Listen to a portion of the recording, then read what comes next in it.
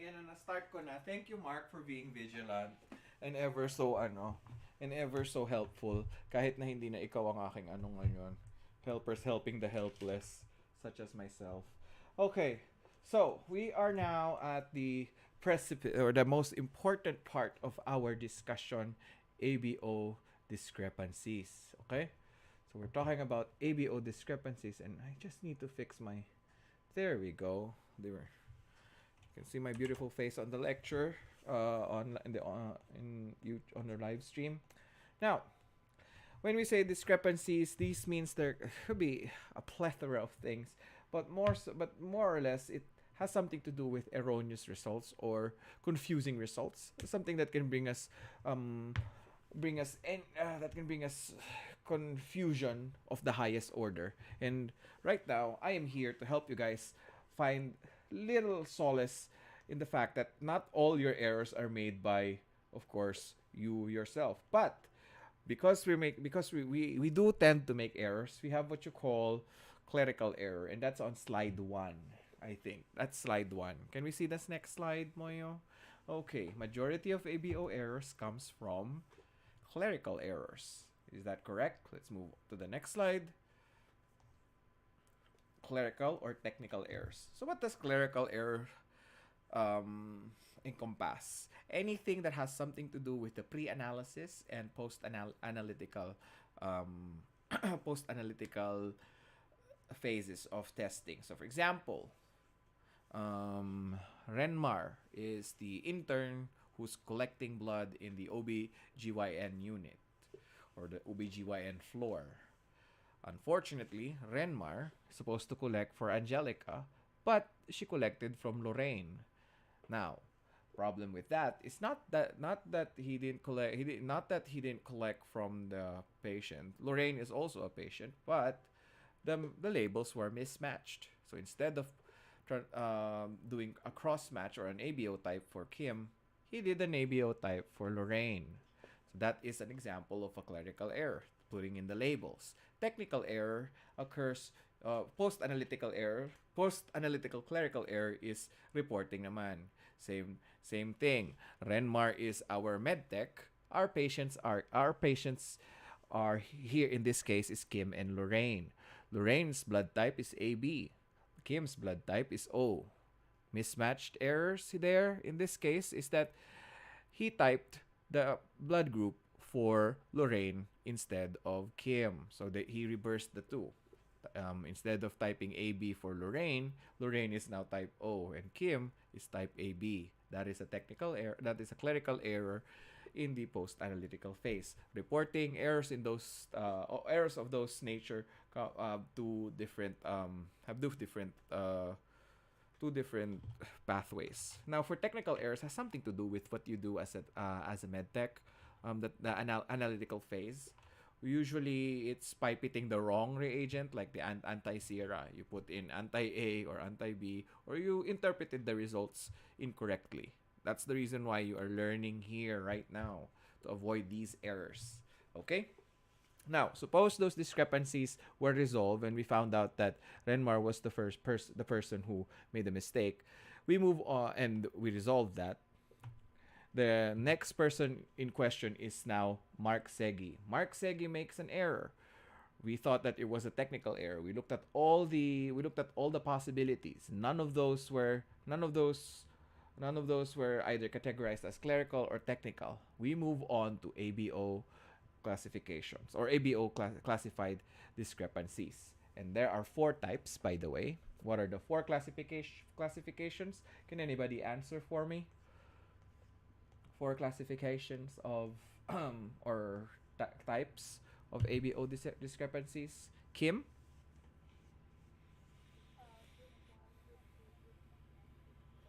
Okay, so what's group 1, group 2, group 3, and group 4? We have to be specific. Okay, so I'll help you out. Group 1 is missing antibodies. Group 2 is missing antigens. Group 3 is interfering plasma proteins or abnormalities in the plasma. And group 4 is miscellaneous. Anything that has something to do with the analytical testing per se that has nothing to do with that cannot be classified as other any of the other 3. and clerical errors. Okay? So, let's move on to the next slide. ABO discrepancy and the ABO testing problem. You have to complete the card here. Okay? So, I want you guys to remember why I use this is in this format rather than just giving you slideshows of each discrepancies. Is I want you to go attack a question um, yeah, holistically. I want you to look at all the parameters that is possible. So, this time, we are looking at missing antibodies, missing antigens, abnormalities in the plasma, and miscellaneous. What can we do to resolve them? Or ABO testing problem. Or, sorry, where does the problem originate from? The reverse typing show weak or missing reactions is for type 1. For type 2, it's the forward typing that shows an abnormality or a discrepant result. For type 3, it's the forward and the reverse reaction showing a problem shows a problem. An AB give me let's go to the next slide. And for type 4, it's case to case basis. Okay? So for type 1, the problem is the reverse typing shows weak or missing reaction. So for example, Renmar is type AB. I looked at his slide, and I looked at his gel analyses, and he's anti-A, anti-A, anti-A, pass, anti +4, anti-B, +4, +4, +4, anti A1B +4, and then reverse is A1 cell +1, B cell neg.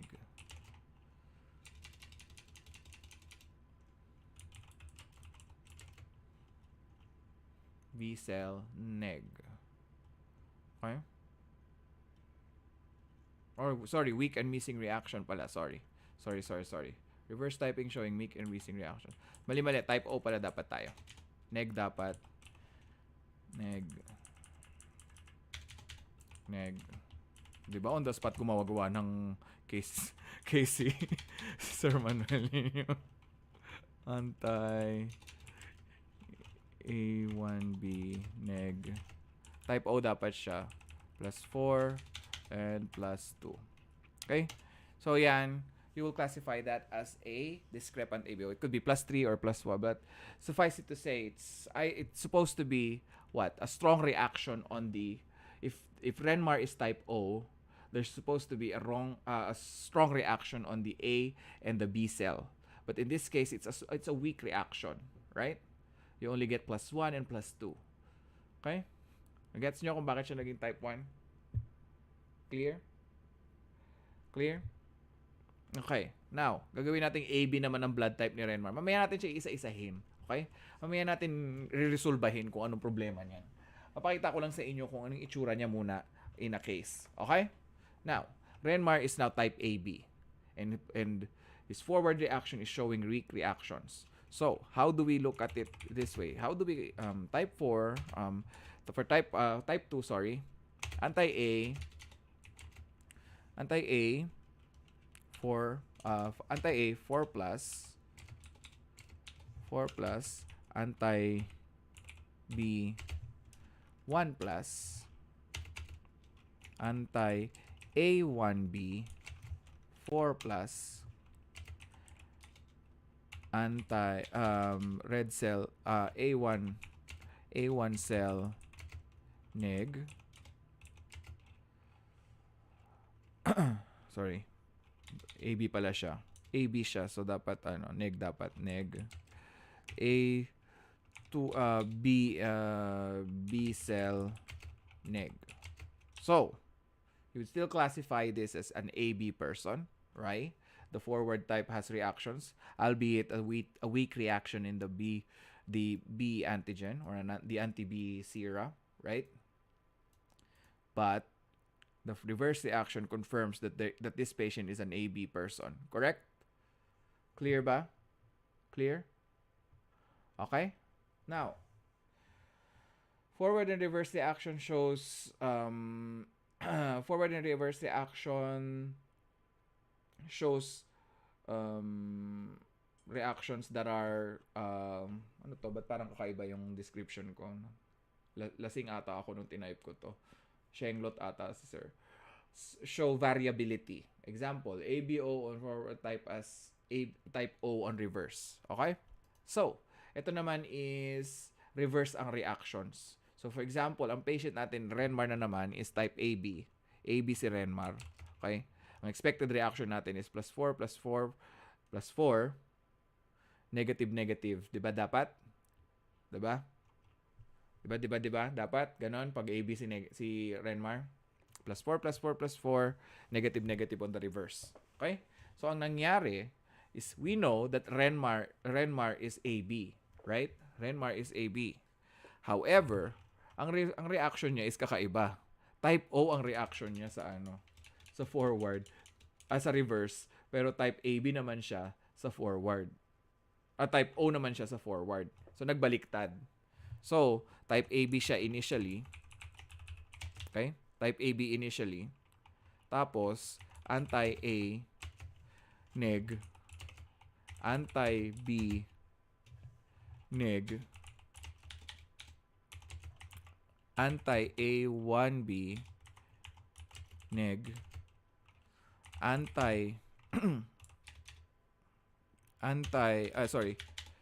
cell 2 plus, B cell 1 plus. Diba? Ganyan naman case basis natin. Type 4, wag muna natin siya pansinin. Okay? Type 4, wag muna natin siya pansinin. Now, we go to the next slide. Okay?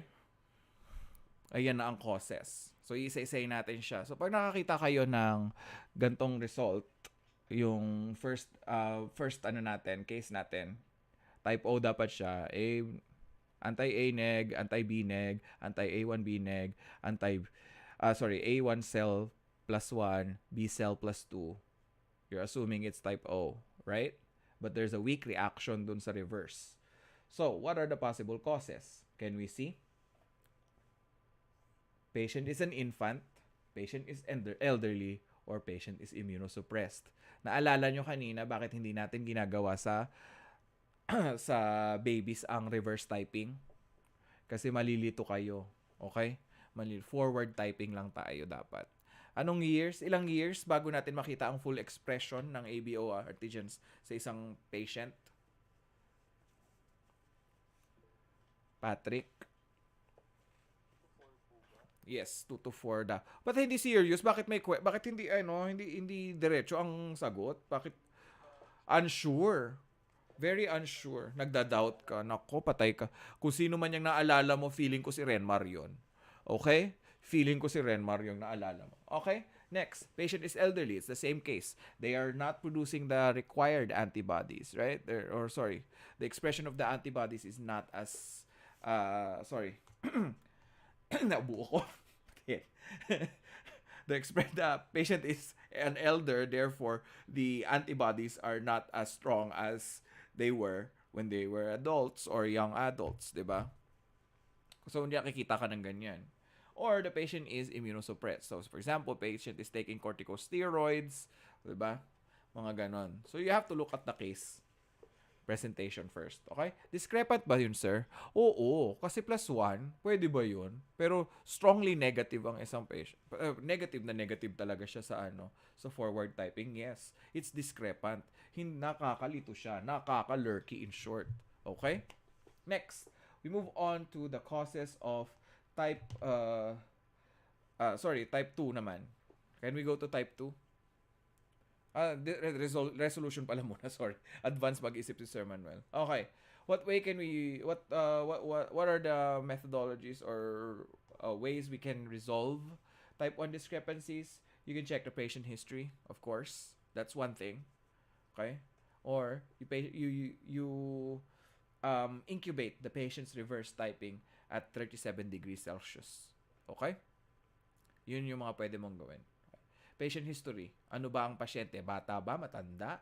May sakit na nakakapag-cause ng lowered state of immunity or immune response. Okay? So those are the things that you need to remember. Let's move on to the next slide. Type 2. Discrepancies naman tayo. Type 2, medyo marami. There are actually 5 things that you need to remember. There's an ABO subgroup, a weakened expression of ABO because of leukemia, acquired B phenomenon, transplantation or out of group transplantation, and chimerism. Okay? Naku, ang daming mga terminologies. Okay. Isa-isahin natin. ABO subgroup, we discussed that. It's the A1, A2 subgroup, B1, B2 subgroup, diba? Or B1, BX, and what's the last one? B3 subgroups, right? You remember those things from our last discussion, right? Weakened expression of ABO because of leukemia, that is expected because these cells from a leukemic patient is oftentimes immature. Okay? Acquired B phenomenon is another thing. Who here can give me the cause of acquired B phenomenon? Phenomenon. Dexter. Kina-convert po siya ng mga bacteria po from blood group A ka po, tapos yung bacteria po na enzyme na similar sa group B, kaya na-convert po siya sa blood type B. Oh, okay. Over ka naman. Masyado namang advanced bacteriology. Ano yan? Over naman. Gusto ko lang naman sabihin mo, septicemia. Pero yes, you're correct. Okay. So there's another cause. I think it's in the next slide. I think. Can we go to the next slide? Yeah. So acquired B phenomenon is seen in patients with septicemia. You're correct. Gastrointestinal carcinoma and gastrointestinal obstruction. Yung mga kumain ng bola. Isa ako sa mga rare medtechs na nakakita nito actually. First job ko, I think they call that hospital before as labor dyan sa Cubao. Okay? So, hindi ko alam kung alam niyo yung labor. Hindi, kalimutan ko yung pangalan niya eh. May term talaga. Dyan sa Cubao yun eh. Yeah, I'll remember it later. It's been such a long time. I did not survive for more than a month. Laki ako ng private hospital. I did not survive. You know the reason why I can't. You call one person Mary Garcia and everybody stands up. That is just not my thing. Okay? Mary Garcia. Una mo kasing work, diba, dyan sa Pilipinas as a medtech is phlebotomist ka muna, diba? Yun yung parang screening test nila kung talaga makakasurvive ka. Talagang hindi ako nakasurvive. Sabi ko ba naman, Mary Garcia, nasa OB ward ako. Ang init, ang baho, amoy panty liner na natuyo. My God. Mary Garcia, nagtayuan 6 na babae.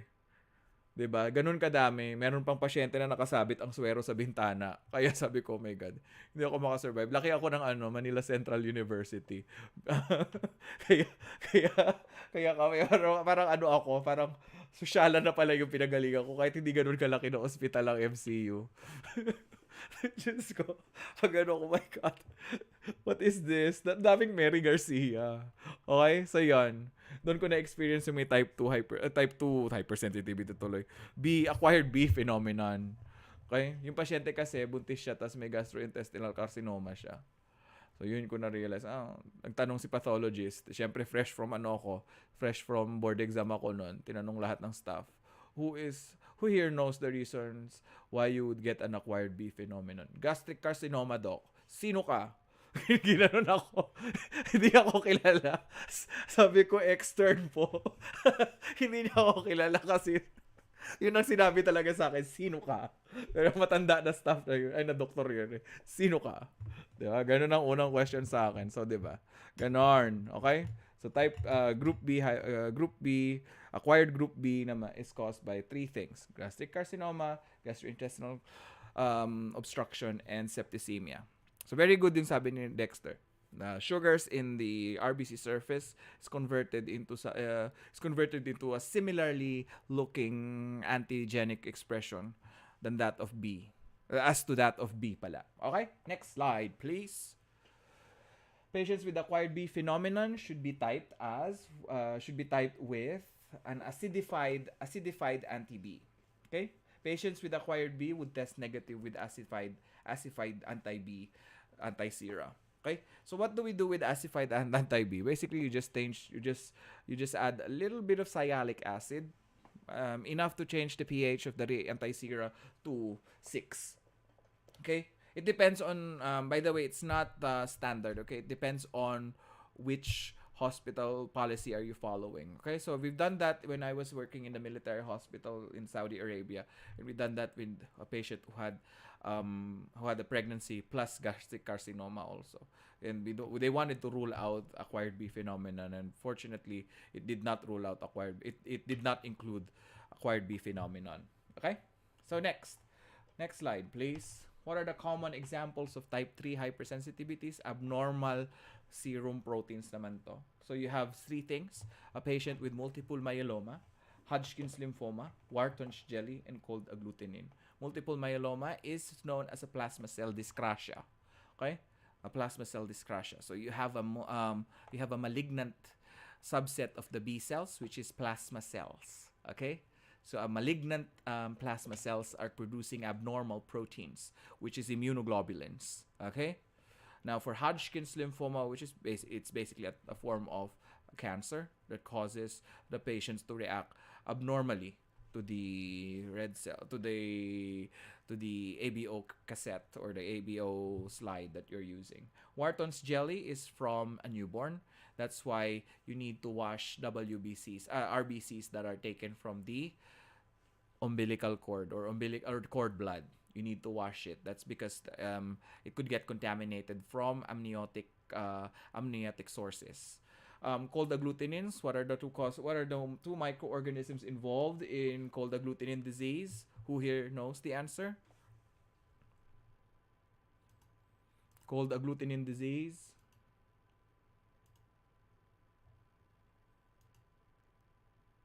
Anybody? Patay tayo dyan. Magbibigay tayo ng 3 points sa makakasagot ng cold agglutinin disease.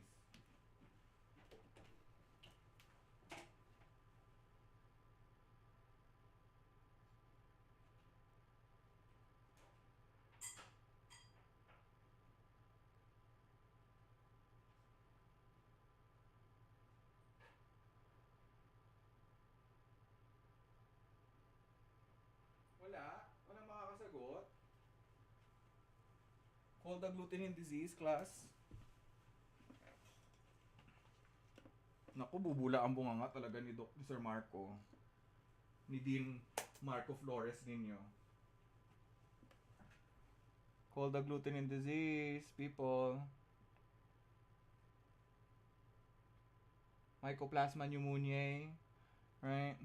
Nobody remembers? Mycoplasma pneumoniae. Diba? Mycoplasma ureolyticum. Right? What else pa, Patrick?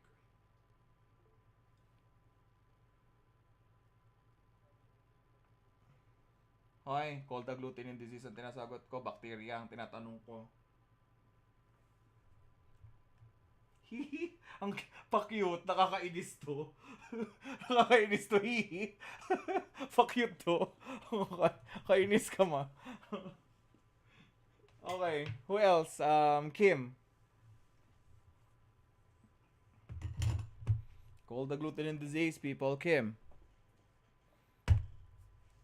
Kim. Kim. Cold agglutinin disease. Causes. Equal. Hay. Kakasabi ko lang. Hay nako. Sige, next na lang tayo. Si Dexter. Sige, Dexter. Bubula talaga ang bunganga ni Sir Marco. Very good. Okay. Alright, we can move on to the next slide, my dear. Oo, nilagay ko kasi tumayo ako. Naka-starting soon. Kasi tumayo ako. Baka makita sa live stream na naka-ano ako. Ano ba? Chill. Akala ko hindi mo mapansin. Napansin mo pala. Okay, next slide na tayo. Okay. Ways to resolve type 3 discrepancies naman tayo. Sige. Who can answer? Mark Segi? Sir, wash cells, Mm-hmm. incubate. Mm-hmm. Tatlo yun. Ah, madami yan ata ah. Ata. Double check natin. Mamaya. Ano pa? Ano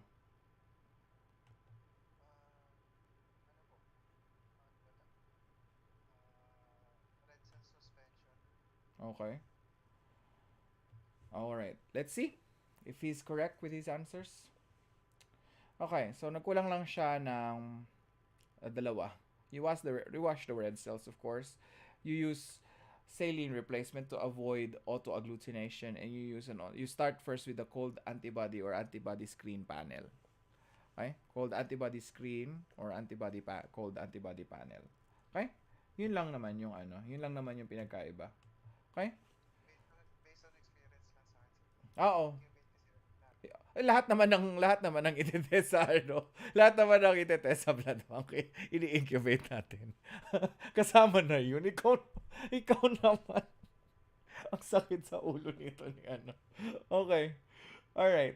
So I think this is the last one in our discussion here. Next slide. I think you guys have an older version of this lecture. That's why you will see that link. That link is for my old class. I want you guys to look at another one that I will put and forward again to our lovely moderators later. And we move on to the next slideshow. Let's go to the next slideshow. Okay, so we're done with that one. We're done with ABO discrepancies. Now, sir, ano yung mga case-to-case basis na yon? Yan yung magiging questions sa inyong exam. Okay? Marami kasi tayong case-to-case basis na type 4 classified ones. And that will be tackled on in your exams. Okay? Sasagutin natin yan when I go deep into what do you call this, the rationale portion of our exams. That will be left for you guys because we need to move on. We have a lot of things to talk about. Okay? Right? Okay, so our next topic is blood banking lecture 2. This is an oldie but a goodie one also. Let's start with basically you guys know who I am. Let's go with the next slide. Child, you know who I am. Okay, the topics that we're going to discuss here, if we ever finish, because I think I only have 1 hour left. The RH blood group system. Hopefully, we finish that one because majority of the exams that I make include the RH system a lot. Just a slight amount of questions from the major and the minor blood group system. But let's go one by one. Next slide, please. Okay, so meron pa pang pa-fade. May pa-fade pa pala yun. Okay, now let's please press the next slide so you can see my lovely picture there. That is me and Sir Marco just chilling in the That's me and Sir Marco just chilling in the sun. Okay? So Sir Marco and I are rhesus monkeys there. I'm grooming him because he's getting ready to prepare for class. And these two are rhesus monkeys. The reason why it's RH is because of these two monkeys over here. The RH blood group system was named after them. Okay? Just a little bit of an overview. Let's go. It's also the second most important blood group system. What's the clinical significance of the RH blood group system? What do you think? Why do we always type for the RH blood group system? Sige nga. There's two clinical significance. There's two things that you need to consider. It is the hemolytic disease of fetus and newborn, which we have been discussing for quite some time now, right? Gracie, you are my example for today. Gracie is an RH negative woman, and she marries an RH positive guy, and there is a possibility that they might have a child that is RH positive as well. There might be a chance, right? There might be a chance. The pedigree, majority of the time in normal pregnancies, Gracie, or in normal circumstances, Gracie has all the possible all the cards are not against her. Everything if the baby comes to full term, we wouldn't even have to worry about HDFN. Why? Because Gracie went to neonatal screening, and what is included in neonatal screening or prenatal screening is the blood type of both of the mother. Now the mother is Rh negative. For example, Gracie is not a normal mother. She has since she's Rh negative. Okay, so if she's Rh negative and she has a baby that's Rh positive once, okay? For example, naging anak niya si Dexter. Okay? Dexter is Rh positive. Ooh. Will Dexter suffer from HDFN? No, because Gracie hasn't been exposed to fetal cells from Dexter yet. Now Dexter grows up, and Gracie's husband Patrick decides that we want to have another kid. They have Renmar, okay? A bouncing baby girl. Renmar is a bouncing baby girl. Okay? Renmar, the bouncing baby girl, is now an Rh negative baby. Okay? Renmar is an Rh negative baby. Oh, sorry, an Rh positive baby as well. Okay? There's gonna be a problem because Gracie for during her first pregnancy with Dexter, okay, who is an Rh positive baby and she's an Rh negative mother. She was exposed to Dexter's fetal cells. She didn't go to antenatal screening and everything like that. Now, he runs Renmar, the bouncing baby girl. Hindi baby girl ha, baby girl. Baby girl, the bouncing baby girl now underwent antenatal screening. They found out that he has antibodies directed. Oh, there is circulating antibodies from mother to fetus. It could risk hydrops fetalis. Okay? It run the risk of hydrops fetalis. Why? Because she was exposed initially during the first pregnancy. Okay? So clear? That is the reason why it's clinically significant to check for the Rh blood group system. Bakit sir hindi tinetest yung Daffy? Bakit sir hindi tinetest yung Kel? Chill lang kayo, mamaya natin i-discuss, okay? Huwag masyadong excited. Okay? Next slide, please. Are they also related to transfusion reactions? Of course they are. Every blood group system is associated. Every blood group system that we will discuss has the potential for a hemolytic transfusion reaction, but depends on the degree. Okay? It depends on the degree. Next slide, please.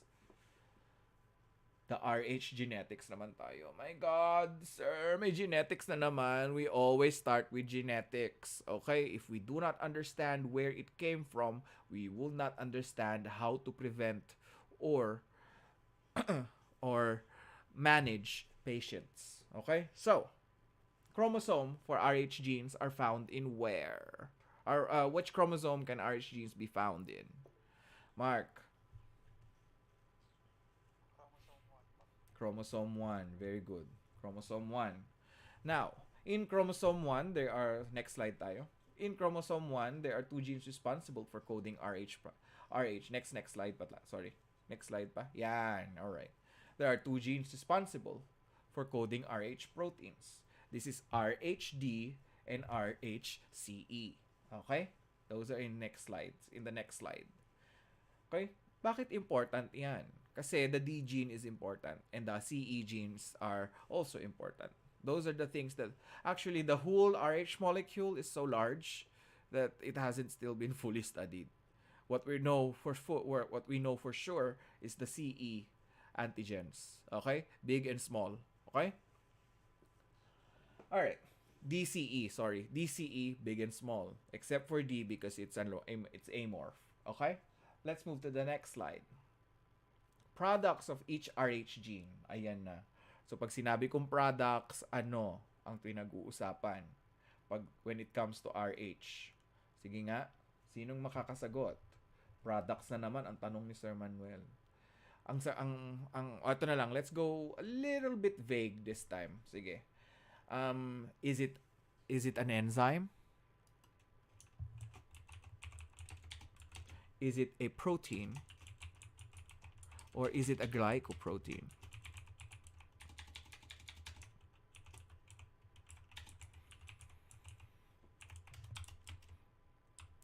Products siya. I'm asking for ano. Those are your choices. What are the products of Rh genes?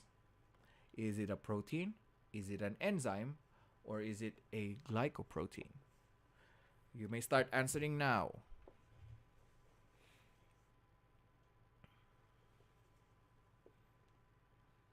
Ay, ang daming nagsasagot. Okay.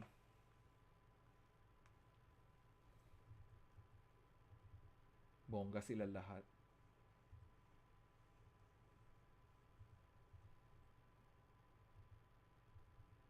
Okay, tingnan na. End na tayo with Layla. Okay. So the answer, to answer my question there, it's, to be specific, it's a non-glycosylated multipass surface protein. So, sinabi natin yung multipass kanina, yung lumulusot-lusot, di ba? Yung parang naglalaro ng snake, di ba? Non-glycosylated. Anong ibig sabihin nun? Walang glucose, walang sugar molecules, di ba? If there's no sugar, that means it is a what? The answer to the question is protein. Sino yung nagsagot kanina ng ano? Antibody initially. Sino? Sorry. May sumagot ng ano? Jeneline Marzan. Okay? So, dapat tandaan mo, Jeneline Marzan, it's a protein, ha? To be specific, it's a non-glycosylated surface protein. Okay? Now, let's go on to the next slide and we'll see what are the products. So, from the letters itself, okay, you'll understand that the RHD gene produces the D antigen. The RHCE gene produces the big C, the small c, the big E, and the small e. Okay? Ayan na tayo. Lumalala na yung discussion, sir. Ano na nangyari? Lumalala na. Paiba-iba na ang letters. Okay? Next na tayo. Next slide. Okay? True or false? The small D antigen is an antigen. Oh, ayan na naman tayo. Sige, gustong-gusto talaga ng mga tao ng ano. Okay. So, that's your turn to answer the question. True or false? Ayan na, sumagot na si Marco Flores. Nagising na si Marco Flores. Nako. Manda talaga kayo kay Marco Flores. Wait.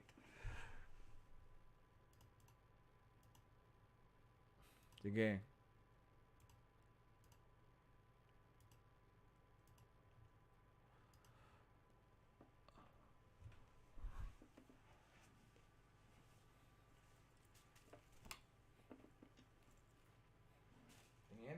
Tingin, class. Randa, ba.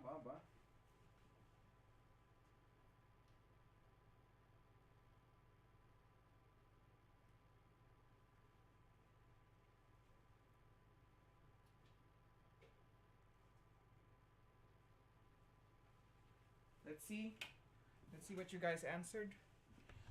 Okay. So a lot of people answered false.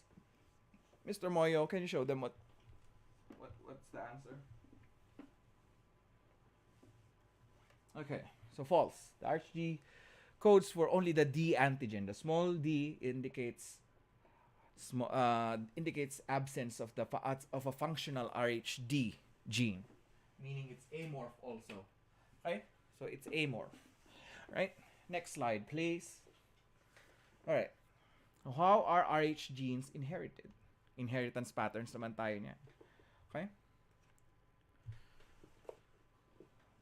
Sige. Does it follow the dominant recessive trait pattern? Is it a codominant inheritance? Or is it a single allele inheritance trait pattern? Ayan na, binigyan ko na kayo ng choices. Remember, you're talking about Rh genes this time, not D gene, not A and B genes. We know that the inheritance pattern for the ABO blood group is codominant inheritance. Sige nga. Sige. Sino magaling? Sinong magaling dyan? Bibigyan natin ng jacket. Wala. Walang makakasagot. Disappointed na naman. Naku, magsasalita, magta-type na naman ng si ano, si Marco Flores. Next slide, pakita nga natin sa kanila. It is what? Both our genes are inherited together from a parent. One parent contributes to the gene. Example of this is that there's a DCE mother and there's a DCE brother. So, it's codominant. Okay? Codominant. Okay? Let's move to the next slide. Okay? Antigenic products of the genes have what biochemical characteristics? Antigenic product is a what? It's a protein. It's multipass. It's non-glycosylated also. Is that correct? Is that the correct answer, Mr. Moyo? Non-glycosylated multipass surface protein. Okay? So that is our answers. But kita nyo, paulit-ulit lang, paiba-iba lang yung questions. Nagets nyo? Kung paano tayo ini-etchos ng mga examiners natin. Okay? Next slide, please.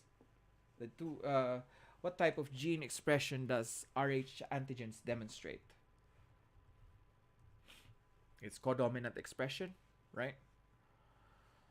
Can we see? The pacing will go a little bit faster because we don't have time. Okay. Let's go to the next slide because this is a different discussion. The RHAG. So RHAG is something special. It's an Rh associated glycoprotein.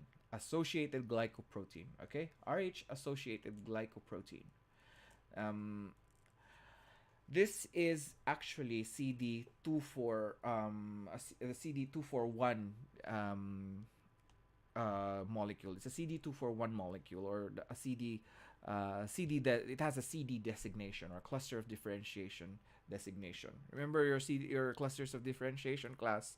Don't forget that one. CD4, CD8, mga ganon. Okay? We'll go much deeper on that discussion when we go to hematology. But for now, all you need to remember is RHAG, or the Rh glycoprotein, associated glycoprotein, is a CD cluster. It's a cluster of differentiation 241 molecule. Okay? Okay. Next slide, please. Let's see if I'm correct. Okay. Okay. So, an abnormality in RHAG can result to stomatocytosis. Okay?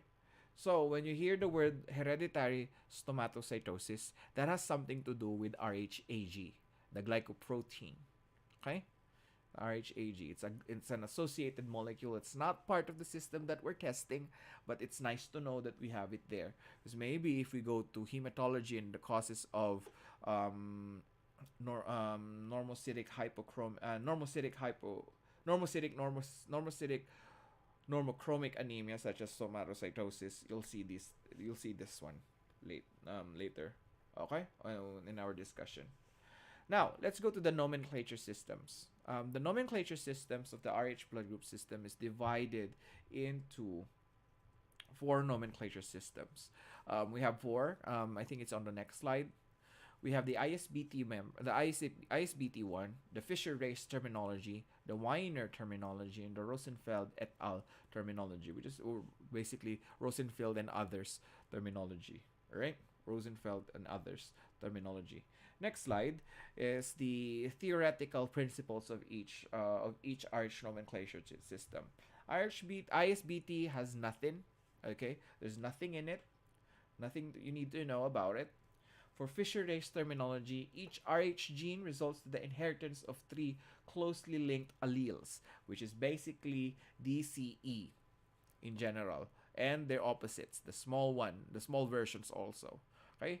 Closely, it's basically pairing. So 2 pairs of those things will be your Rh presentation.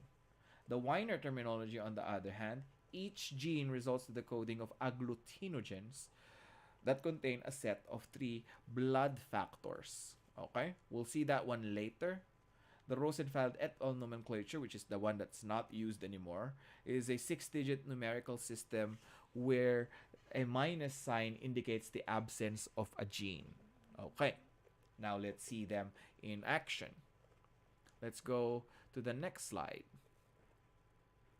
ISBT stands for, kanina may nagsagot na nun kanina. Sino yung nagsagot nun kanina? Kung nako, baka walang nakaalala. Nako, walang nakaalala. Kim, ano ang ano? Hindi na ikaw, Lilso, kasi ikaw sumagot kanina. Okay. Ano yung ano niya? Ano yung ibig sabihin ng ISBT? 'Di ba? International Society of Blood Transfusion. Nadulas si Moyo. Okay lang 'yun.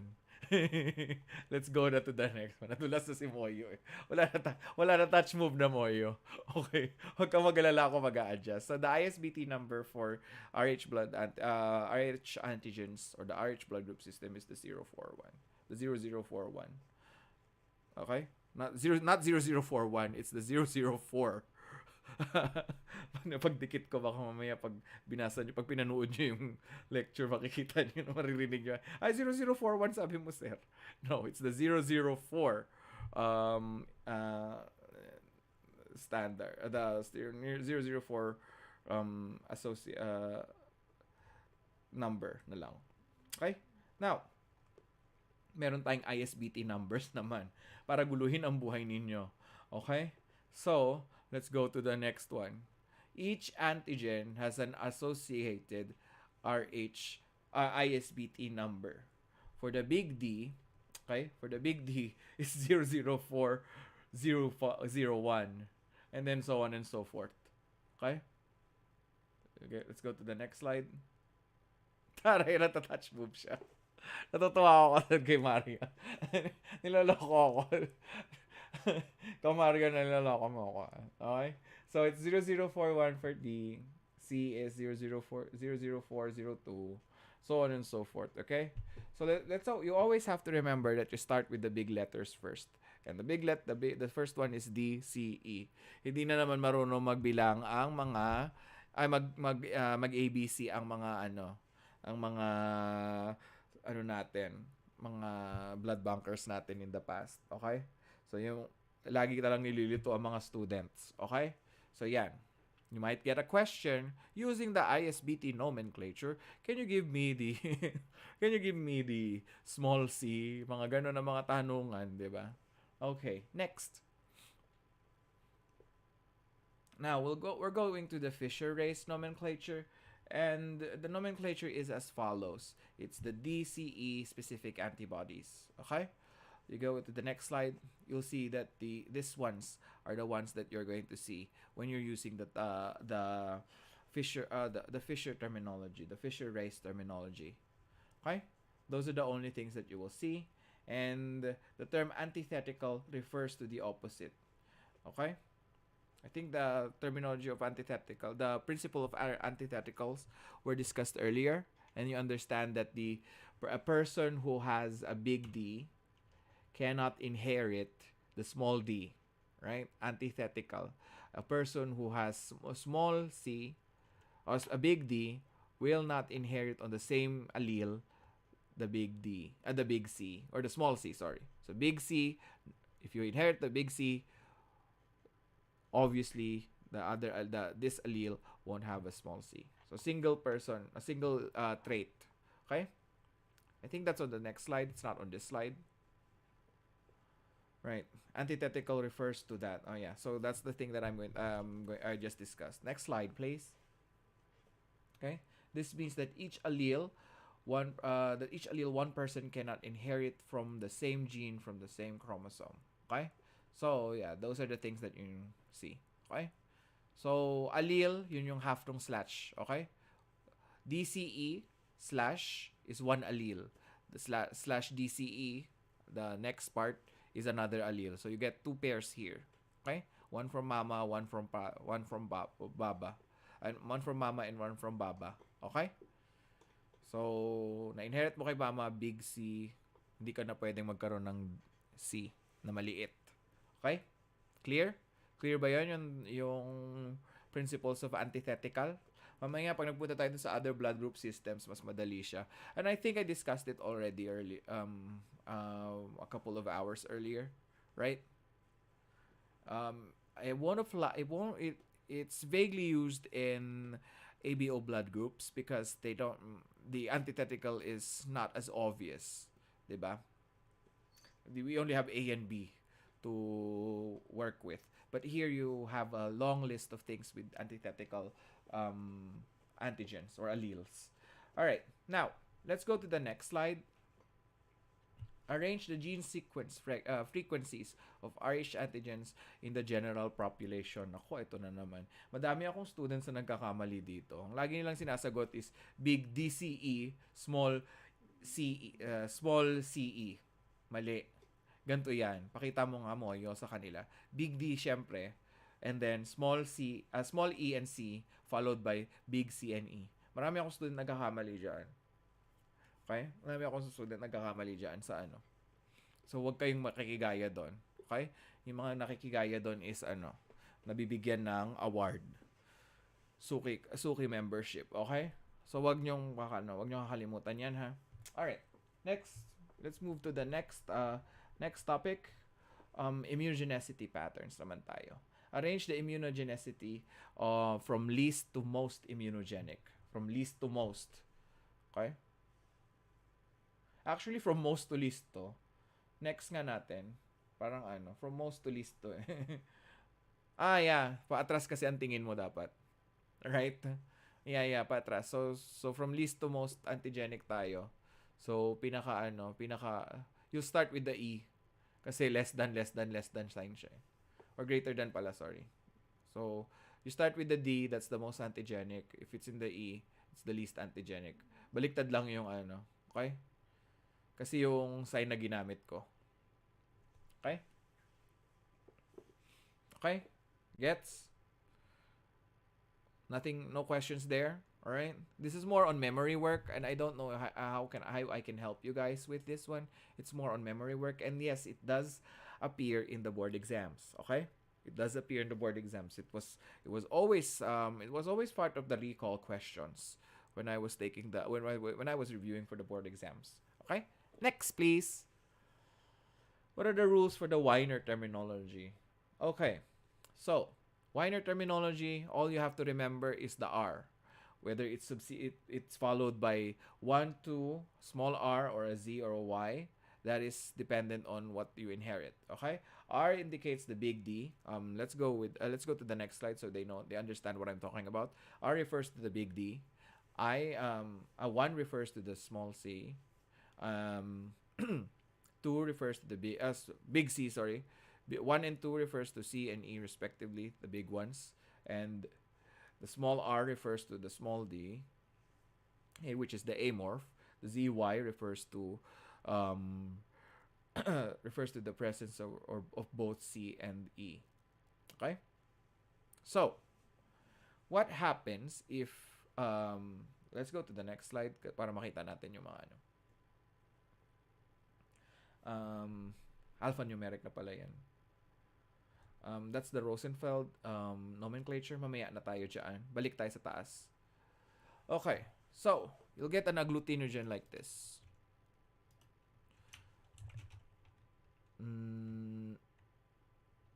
You get this one.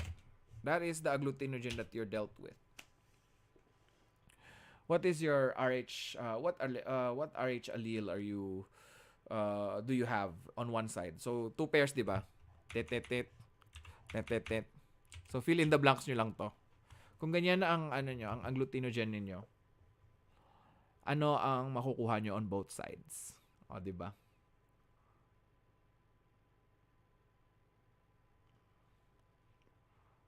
Para alam ninyo. Ayusin natin para kompleto. Ayan. Kung ganyan ang alleles mo na makukuha, ano siya using the Fisher-Race terminology? Convert it to the Fisher-Race pala.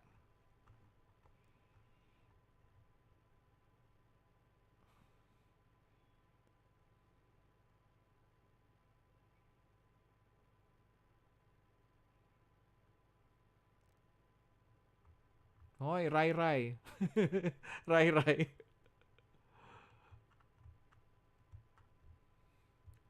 Wala. Lorraine.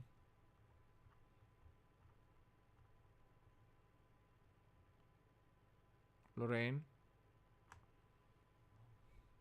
Very good. Lorraine is correct. Rai is Rai. Paano kung ganito?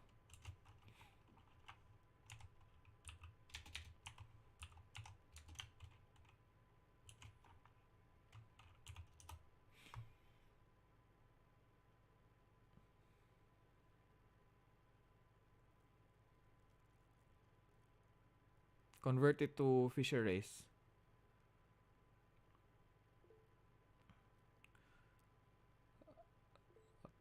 Si Renalyn yung nakita ko kanina. Hi Renalyn, welcome back to the class.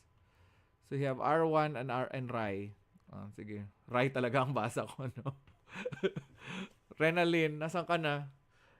Ginalaw mo ang baso, ngayon hindi kita titigilan, Renalyn. Bilis, Renalyn, we have a lot of time. We don't have a lot of time. Girl, you playing with my time. Okay. Very good. O, diba? Nagets nyo? Pag walang number, wala kayo lalagay. Diba? Nagets nyo? Lalagay nyo lang yung maliit. Kasi nga antithetical, diba? Clear? Clear ba? Clear? Kasi may makakita kayo mga ano, baka may makita kayo mga question. Convert the following into the Fisher race. Kemerut. Okay? Next slide.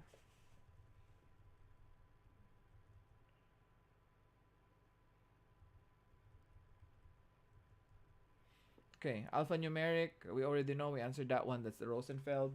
Let's move on to the next one. Next one, please.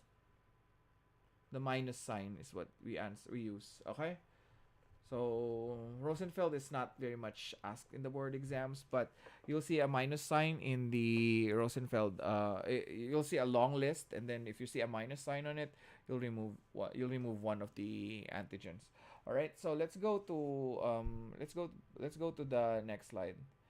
So what are the antigens? What are the antigens assigned to the following? Okay, 1, 2, 3, 4. That's the reason why I want you guys to remember the numbers earlier, or the frequencies earlier, because I want you guys to not confuse yourselves, not to confuse yourselves. Because if you learn the Rosenfeld terminology first, you'll be confused. Okay? So the Rosenfeld terminology starts with the first 3 big ones, followed by the 2 small ones. Let's show them the slide. See? So kung tinuro ko sa inyo kanina yung frequency man ng mas later, malilito kayo kasi yan yung una ninyong maaalala. Okay? So wag niyo pagbabaliktarin yung frequencies. Okay? Wag niyo pagbabaliktarin yun kasi marami akong students nagkakamali doon. Okay? Next slide. Rosenfeld terminologies is applied in computerized genotyping. Okay? So most hospitals that uses a computerized genotyping system, they will have a Rosenfeld genotyping system, RH genotyping system, because usually numbers kasi siya, hindi siya letters. Mas mabilis kasi sa computers yung numbers. Okay? All right. Now, let's go with anomalies or abnormalities in the RH system. That is our next slide. This is a rare RH blood group characterized by the absence of the RH gene, big C, small c, big E, and the small e on the surface of RBCs. This is the RH null phenotype. Okay? RH null. So, anong itsura niyan, sir? Ganito ang itsura niyan. Pag pininotype nyo siya. Okay? RH null. Wala yung CE. Wala yung mga CE. Nakita nyo? Sa chat. So, it's D-/D-. Yan yung general presentation ng mga yan. Okay? RH null or the null phenotype. Okay? The lack of a C, either big or small, and the lack of a E, either big or small, is considered as a person who has an RH null phenotype. Next question. There are 2 types naman tayo. Right? There are 2 types. There are 2 types of RH null phenotypes. The silent and the amorph one, and the regulator type. Okay? The silent amorph type is the inheritance of a homozygous mutated RHAG gene. Okay? Regulated type results in the inheritance of an RHAG genes. Ano yung RHAG genes na yan, sir? Ano yan? Mamaya natin yan pag-usapan. Okay? So, homozygous muna tayo. True or false? Is this a homozygous inheritance of RH null genes?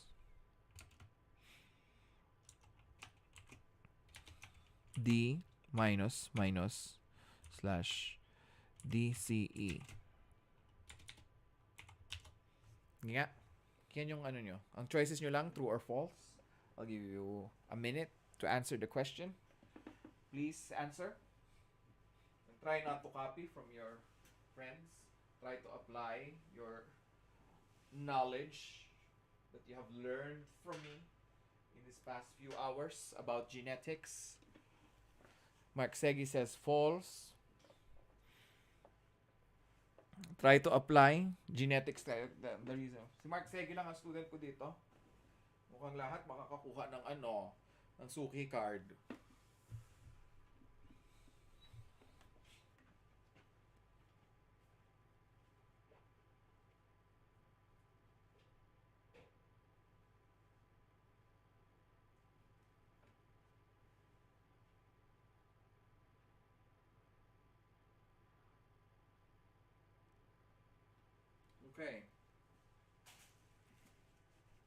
Okay. So, madaming sumagot ng false. I don't know kung sumunod lang sila kay Mark Segi and we'll find out. Angelo Cunanan. Grabe naman, napaka-random naman. Wala akong salamin yun yung una kong nabasa Angelo Cunanan, where are you? Yes po, sir. Kindly explain to me why you said it's false.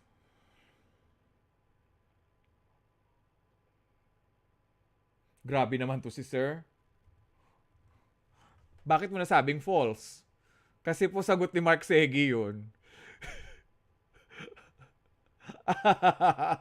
Explain to me, paano mo nasabing hindi ito homozygous? Gut feeling lang po, sir. Hindi pwedeng gut feeling yan. Patay tayo niyan. Hindi pwedeng gut feeling sa board exam. Okay? Hindi pwede Homozygous. Anong naintindihan mo sa homozygous? Sige. Magkapareho po. Ang alleles, di ba? Heterozygous magkaiba, di ba? Okay. So, homozygous inheritance ba yan ng ng RHCE genes? Yung product na pinakikita mo sa harap mo ngayon?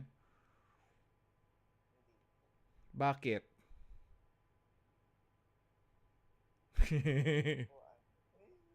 Sige lang, ano ka ba? We're here to I'm not here to embarrass people, okay? I'm not here. I'm here to teach you guys. I make it fun and light-hearted so that you don't get freaked out. Okay, so bakit? Sige, try mo kung bakit. Paano mo nasabing hindi siya inheritance of a mutated RHCE gene? Paano siya naging hindi homozygous? You're talking about two alleles. One part of the allele is the one with D minus minus. One part of the allele is one with the all caps DCE. Bakit siya hindi naging homozygous?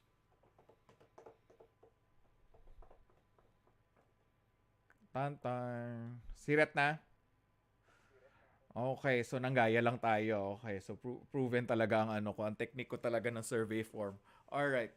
Okay, so remember that when you're inheriting RH genes, you inherit two codominant expressions of RHD and RHCE. So in each allele, you'll see two pairs of both RHD and RHCE. RHCE codes for big C and E, small big C and E. Diba? Now, this expression is not a homozygous expression. Why? Because on both sides, there's no RH null expression. Nakita nyo yung minus. Nakita nyo ba siya on both sides? It's not, 'di ba? 'Di ba? So you're just inheriting you're just inheriting what? A heterozygous form. Now you want to see if you want to see the silent that is now known as a silent amorph type. Now, if you want to see if you want to see the full expression of an RH null, this is what you'll end up with. A homozygous expression. Okay? Clear? Clear ba? Yan yung homozygous. Okay? Kaya false yung tanong. Kaya yung tanong ko na yan is false. Okay? Clear? Okay, let's go with the regulator type. Regulator type is named as such because instead of inheriting RhCE genes, the RhAg genes regulates the or replaces the CE genes. Okay? Instead na CE ang ilalagay sa dulo, mga RhAg genes ang ilalagay. So yung produkto niya is going to be a multi-pass protein that is characterized by the products of the RhAg gene. Nagets mo na, Angelo? Okay? Nagets, Angelo? Okay. Okay? So, homozygous is different from heterozygous. Heterozygous yung una kong pinakita, di ba? Okay? Ngayon, pag sinabi mong silent amorph type, ito yon.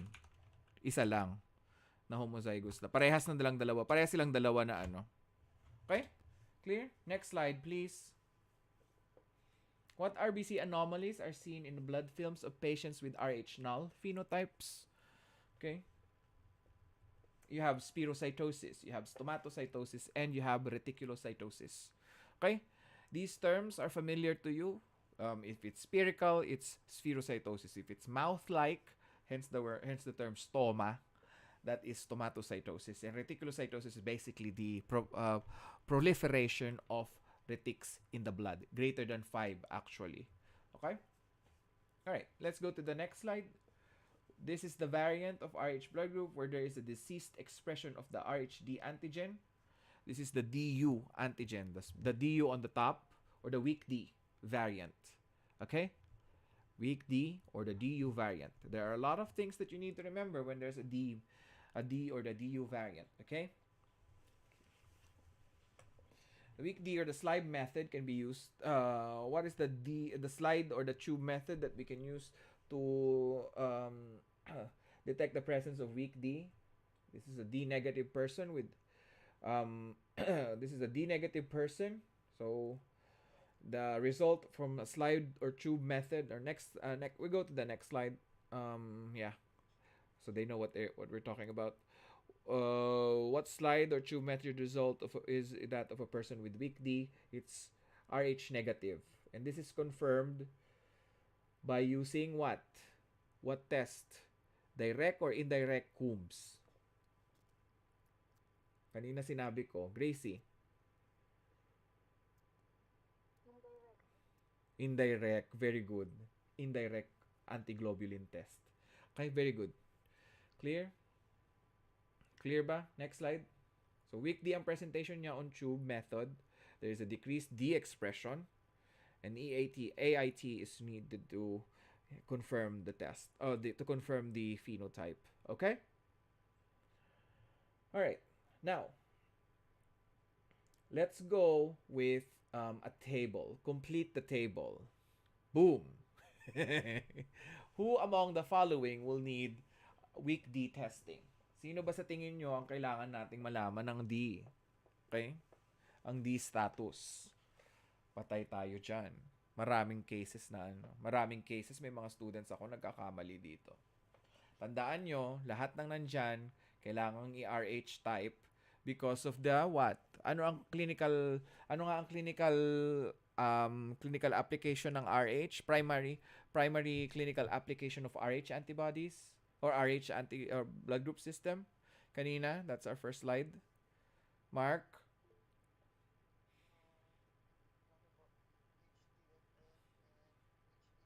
Primary lang tayo, friend. Isa lang. Okay? So, yung HDFN. Okay? So, sa tingin natin, sino dyan ang kailangan nating i-test? Isa lang ang hindi dyan. Isa lang ang no dyan. Ang makakasagot plus 2 ang score. Isa lang dyan ang no. Lahat sila yes.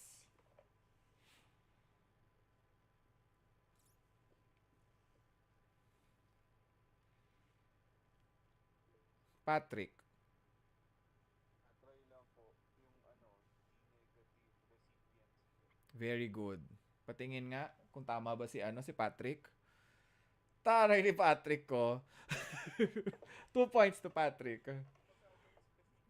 Oo, hindi naman kailangan pati ng recipients na di negative. Ano pa kailam nila? 'Di ba? Ano pa kailam nila? Yung baby kailangan, 'di ba? Kailangan nating i-week D test, 'di ba? Bakit ano ba ang ano ba mangyayari kapag ka week D ang isang pasyente? RH considered as RH positive siya pero weak ang expression. Therefore, kung ang baby, kung ang nanay is RH positive, hindi na detect as RH negative, pwedeng mamatay ang RH incompatible na baby, 'di ba? Kung RH negative ang baby. Ngayon, kung ang baby naman is weak D naman siya, tapos ng nanay niya ipinanganak pala siya sa ang nanay niya ipinanganak pala siya sa RH positive na mother, ay RH negative na mother, mamumroblema tayo kasi hindi na detect na RH positive si baby, 'di ba? Remember, weak D is weak lang ang expression, weak lang, weakling. Okay, katulad ko, weakling. Okay? Tandaan nyo lang ako. Sige, ako nang siraan nyo. Weakling ako, 'di ba? So ibig sabihin positive pa rin ako pero weak ang expression. Clear? So there is a chance to develop an immune response. Kaya magkakaroon ka ng problema. Ngayon si RH donors naman, bakit kailangan nating malaman? Kasi malay mo kung itatransfuse yan sa nanay, 'di ba? Gets? Gets kung bakit? Kung bakit kailangan sa donors? Eh yung recipient, it could be male or female of non-childbearing age, doesn't matter, right? 'Di ba? Kung bakit hindi kailangan, 'di ba?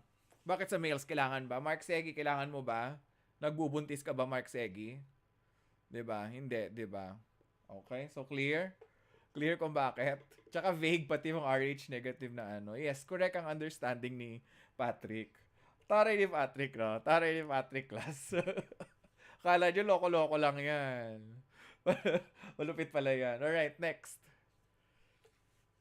Okay, so possible mechanisms or causes of weak D variants. So there are several things that you need to remember. Genetic weak D, yung onti lang talaga. Next slide tayo. Partial D, yung onti yung structures, parang putol-putol. Remember, it's a multipass. Minsan yung na-inherit niyang genes, putol-putol yung D na product. It's a C-trans. Yung steric formation niya is reverse instead of right-handed. Yun yung mas maganda, yun yung gusto kong mas gusto kong analogy. Instead na right-handed, left-handed yung inheritance mo ng genes na yon. And it could happen in nature or you have the Del phenotype. Mamaya na yung Del phenotype na yan kasi yan. May sarili siyang discussion. So genetic weak D, onti lang talaga yung expression, meaning it has nothing to do with dosage, but more so that it just gets flushed out. The RBC membrane can't hold it can't hold all the RH antigens as that of a normal compared to a normal person. Partial D is inheritance of small fragments only of the D antigen. C trans is the left-handed inheritance na lang na. Yun ang tandaan niyo. Yung parang instead na right-handed ka, left-handed yung na-inherit mo na chemical orientation ng antigen. Okay? Ay ng gene. Okay? So, inheritance of only one RHD gene in chromosome 1 can result to weak D. Okay? Let's go to the next slide. I think that's next in the notes. Yeah. All right. So weak G, basically inheritance of only one RHD gene. So anong ibig sabihin nun? Ganto. Okay? Ganto ang itsura niyan. Isa lang ang naka-inherit mo. So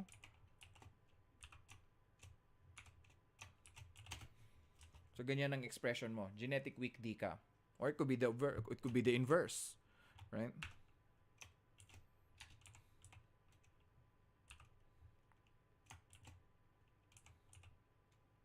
Okay? Clear? Clear? Paano to, sir? Paano kung ganito, sir?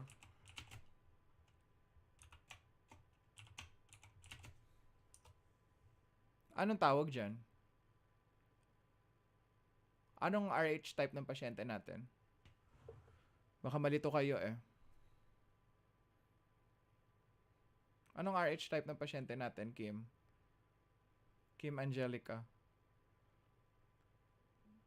Small d CE, big CE, slash small d big CE. Lorraine, mamaya ka na Segi. Give chance to other people naman. Anong blood type? Anong RH type ng pasyente? RH null? Hoy, meron kang amorph na small d, oh. It doesn't necessarily mean that kayan tayo, oh. Nakalimutan nilang. Ano ba? Ano tinitingnan natin ng RH blood type ng pasyente? Yung mga D ba or yung C and E? Kasama ba yung C and E? Di ba D lang ang tinitingnan natin sa RH group? Remember? Nalito sila. Okay. Okay, class. This one, okay? This one means that it's not null. Meron kang na-inherit na CE. Null means there's an expression of the X and the C and E gene. Okay? Weak D means that there is no or partial inheritance. There's lack of inheritance or small inheritance of partial structure. Ganon. Pag dinenote ko na ganito, ibig sabihin may absence ng RHD gene. Genes ang pinag-uusapan natin, hindi yung phenotype, ha. Huwag kayong malito, class. Okay? Nalito sila. Anong blood type ng pasyente na yan, Mark? RH type. RH type ng pasyente na yan. Hoy, ang result lang niyan positive or negative. Oh, 'di ba? Tama. Hoy. Hoy. Pag may small d ka on both sides of the allele, negative ka. Negative ka. Okay? Yes. Gets? Oo, nagets nyo na? Genetics tayo, bumalik tayo sa genetics, ha? Lorraine, nakalimutan mo na. Tinitingnan lang natin, kung tina-challenge ko lang kayo, bumabalik lang ako dun sa initial discussions natin, tapos nalito na. So, pag minus, pag RH null, yung CE ang may problema. RH, CE gene. Okay? Pag weak D, D ang may problema. Under those 4 conditions yon, any of those conditions, yung 4 na yon, RHD gene ang problema. Okay? And when I ask for the RH type, I'm asking for the phenotype. It's positive or negative, which is denoted by the presence or the absence of the big or small d. Pag may small d ka, pag may heterozygous or homozygous expression of the big D antigen, you are considered positive. But if there is a homozygous inheritance of the small d antigen, you are positive or negative? Very good. So, ibig sabihin yan, ano ang homozygous expression dyan? Yung may D pa rin. Kasi pag sinabi lang natin na may gene ka pa rin. Pero hindi lang nabubuo yung pag small d ha, may gene ka pa rin ng RHG. Hindi siya mutated. Okay? RHD. Hindi siya mutated. Ibig sabihin, meron pa rin. Present pa rin ang gene. Okay? Kaya dinidenote natin siya as D gene. Hindi lang kumakapit yung proteins. Clear? Pag minus sign ang nilagay ko, there is something wrong with the RHD gene. Okay? There is something wrong with the RHD gene. Okay? Like this. Kaya nga tinatanong ko kanina si Angelo kung nagets niya yung sinabi niya eh. Kung naintindihan niya or kinopya lang niya. Okay? Isa ulit.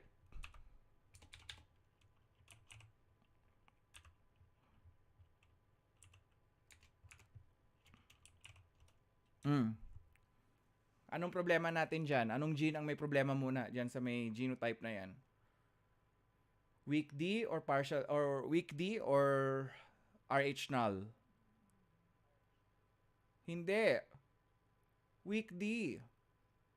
Weak D. Kasi ang problema is yung D, di ba? Yung D antigen. Di ba? The D gene. Hindi nag-code ng D genes eh. Di ba? Di ba? Oh, eto.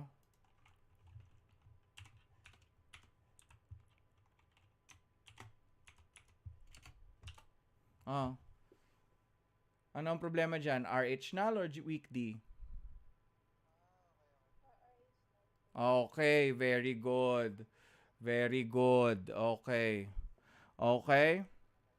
Pero matatype pa rin ba natin ang RH type ng pasyente? Yes, because there is what? There is the D gene. Oh, nalito na kayo. Kayo talaga.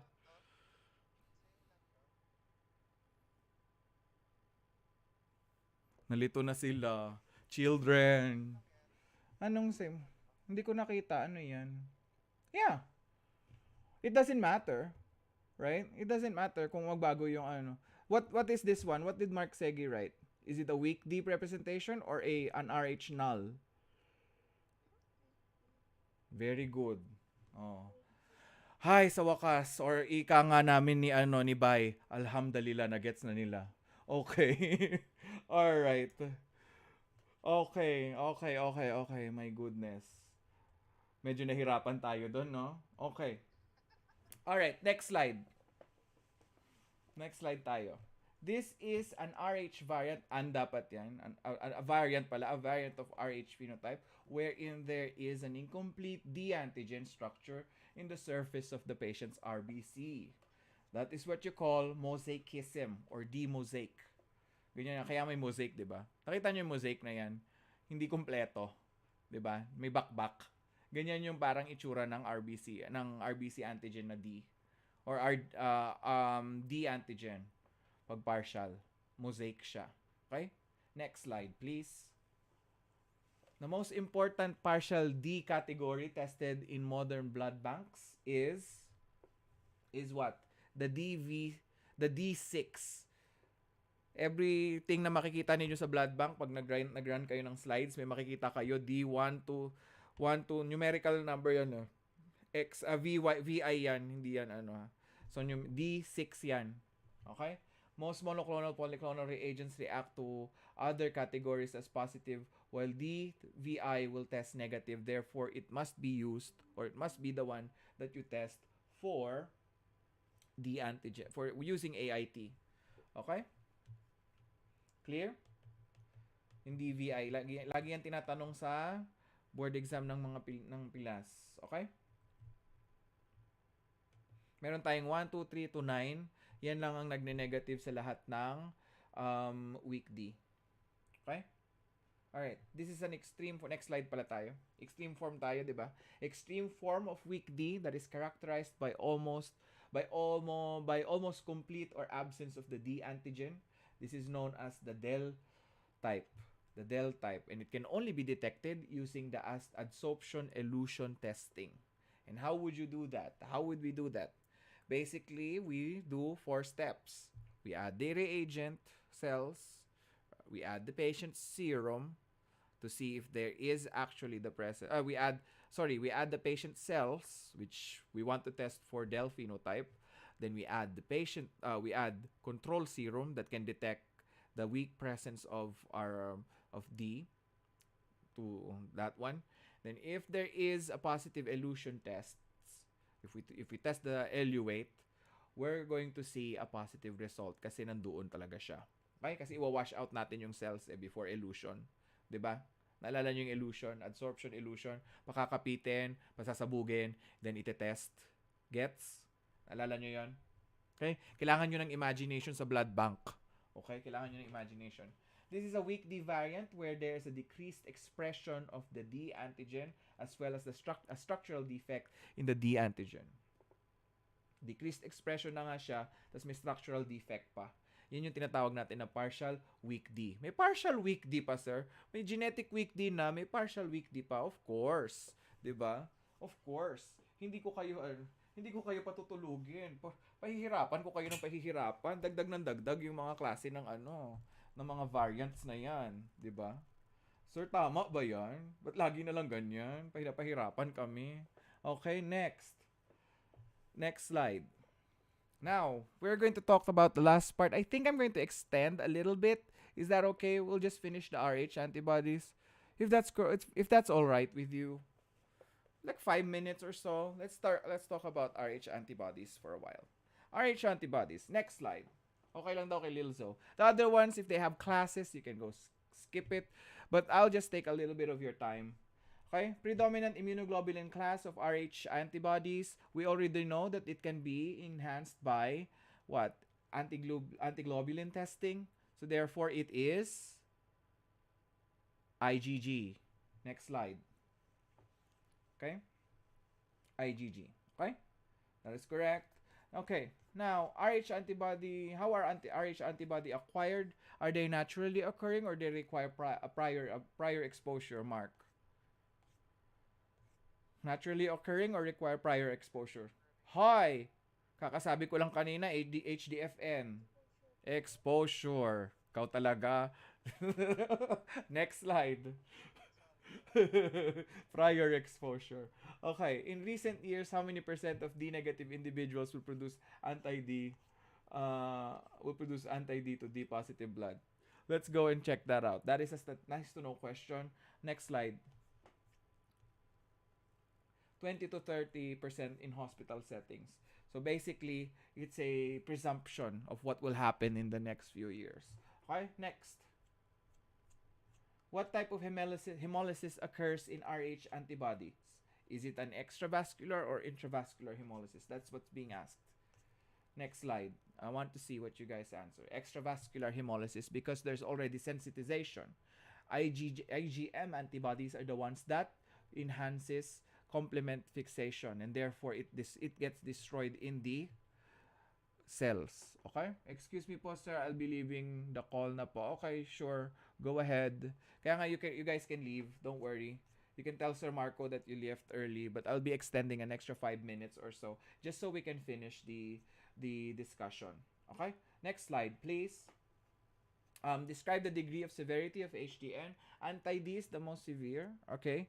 And let's see the next slide. Okay? The most severe. Okay, anti-small c is the other severe one. The other ones, they're relatively unnoticeable. Next slide. Weak D is usually confirmed with what test? I've already mentioned that earlier. So next slide. We use indirect Coombs test using anti-human globulin to detect sensitized RBCs, right? Okay. Next slide. Weak D variant phenotype is typically typed as, Del phenotype is usually typed as RH what? RH positive or RH negative? Negative. Next slide. And we test it using adsorption elution tests. Okay? It's time for bed na daw, sabi ni Alexa sa akin. Narinig nyo? Diba? Pinatutulog na ako ni Alexa. Nakakaloka daw kayo. Gigisingin daw niya ako mamaya. Alright? So I think that is the end of our discussion. But don't forget, there is another lecture that I've discussed in the past with my other students. I'm not sure if it's Mark Segi's class, but you can browse in my account there. If you don't know where the account is, you guys can have I have the same class with her po. I leave yeah. Okay, sure. Go. All right, I'm ending the class right now with other major blood group systems. If you need to review on it, there's a video on my account. If you want to visit it, and we'll see you next week with, I think, hematology or histopathology and cytopathologic techniques. I'm not sure, but what I would like you to know, what I would like you to do before we end this class is I want you to understand everything to the heart because immunology and blood banking requires your focus and your imagination. You have to understand, oh, what happens in this type of reaction, what disappears. Because right now, from my basic assessment, you guys are just following the mold and memorizing everyone's answers. And that has been my assessment for the past 2 days. And I hope you guys will not get a Suki card. Okay? And with that, I would like to end our live stream. If you don't mind following, I think Mark Segi and who else is there? Marion and Patrick. They are I would say my team. My team who always informs me of things that are going on with the live stream, and so I would like to extend my thanks to them because they have been wonderful in this whole process, and of course you guys for attending the class. Sir Marco also.